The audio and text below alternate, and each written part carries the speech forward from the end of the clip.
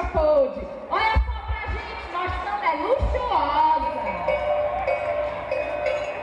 Maria passou o dia e a noite costurando seu vestido, até que pegou no sono. Quando acordou, viu que tinha feito um lindo vestido, ainda mais bonito e luxuoso que os das suas irmãs de criação. Que vestido é esse? É meu.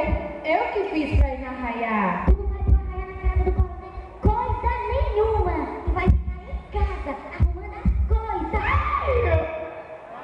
Eu vou, nem que seja escondida.